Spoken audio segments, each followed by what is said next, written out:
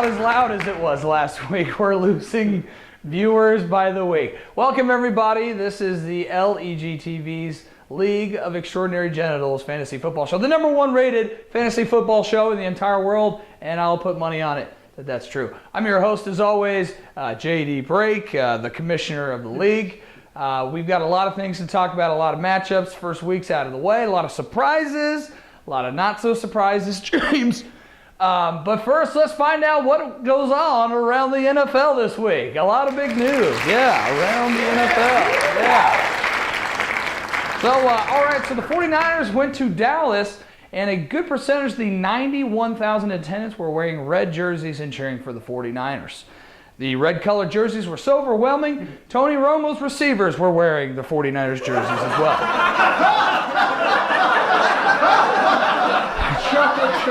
Because he throws interceptions. The Chiefs suffered a very disappointing opening season loss to the Tennessee Titans, who were very mediocre, 26-10.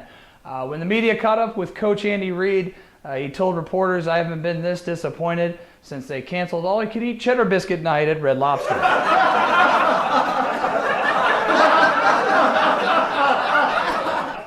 Or when his son died.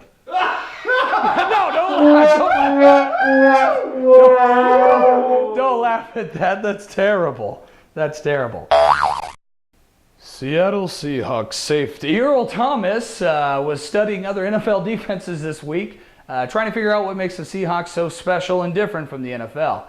Direct quote from Earl Thomas, he said, "It's funky, it's nasty, it's James Brown type stuff." The Seattle Seahawks play the Chargers next week, right after they do a line of coke, beat their wives, wave a gun in public, do some PCP, and go to jail several times. That's new, right? All right, enough of that. Let's kick it off to the Week 2 matchups.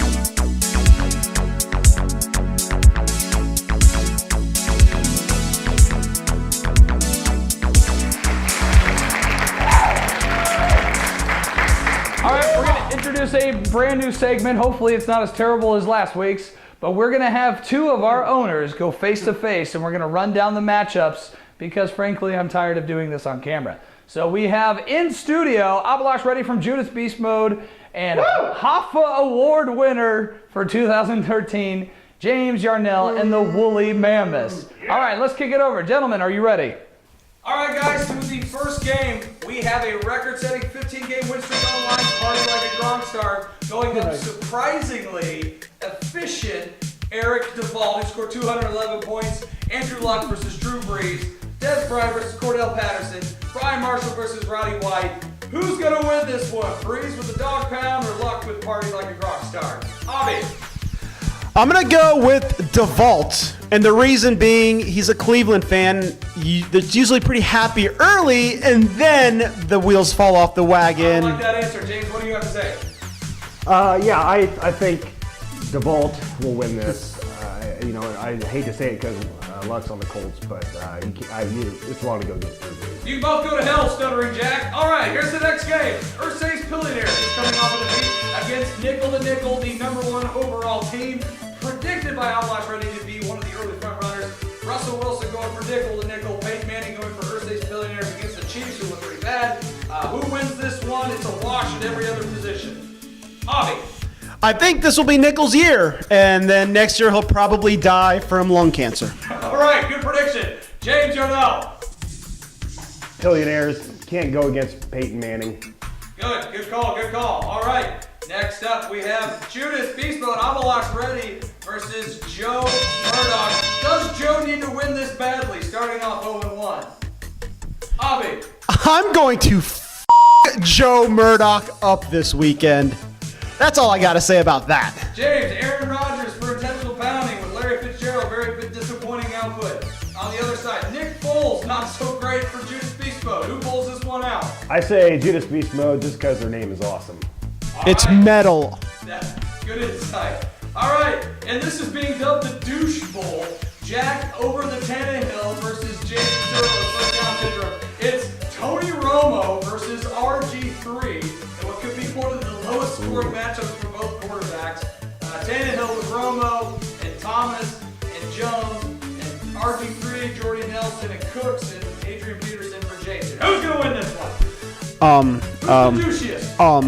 When I think Jack, I think that We're pressed for time. Answer. Servos. Yeah. James. You said he has Thomas. Which Thomas is that? Demaryius Thomas. Demaryius Thomas. I got to go with Servos. All right, Servos in this one. Ding it up. And the next game, it's one of the biggest matches, a huge matchup, mainly because both weigh in at about a Titanic cruise ship. Mick Barton versus Alan Nesson. Teenage Mutant Ninja Turtles, 2 Girls, 1 Cup. Matt Ryan had a good game. He's taking on Tom Brady with 2 Girls, 1 Cup. Who's going to take this one? Man, a matchup of about 900 pounds. Mick has an advantage over Nesson on follicles on his hair, on, head hair. Thinking about these two fat push away from the buffet and hit a treadmill. As far as who's going to win, well, clearly whichever cardiologist gets them first. All right, Teenage Mutant Ninja Turtles. They got McCoy and Bernard going up against Aaron Foster and CJ Spiller. Does this give the advantage to Teenage Mutant Ninja Turtles? James. It does not. All right, good answer. Thanks. That's really, yeah. And here's my favorite matchup: a possible Huffle Bowl preview / rematch from last year. Woolly Mammoths 0-1. Mr. Rogers' Neighborhood 0-1. Starting off just how we all expected. Who's going to take this one? James, defend yourself. I think I'll win this one. I think my team, although it was a loss last time, I think we put up a solid effort. I need a little bit more from my running backs. Obviously, I can't keep Well, Charles, what happened? I don't know. I can't depend on him he's got to bring me more than 7 points or so. So I think he'll do better this game. I think he'll come out with something to prove. I say Woolly Mammoths by 300 points. Avi, Vernon Davis versus Greg Olson. Is this the key matchup? No, all that matters is I am not the Hoffa Award winner. I do not have to go to bed every night looking at this moon-faced moron's picture on my mantle. And seriously, James, I know I mentioned this last time, but if I were to win the Hoffa, I would just kill myself. And the fact that you're still here is not a testament to the human spirit. I don't know why you keep going on. I don't know why you don't end it.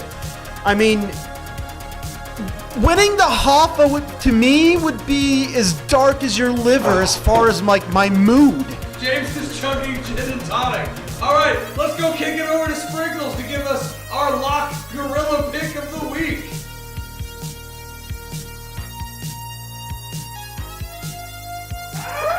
All right, that was Sprinkles. That's all the time we got. Good luck to our competitors this week 2. Tune in next week for week 3 at LEG TV Fantasy Football. Sure.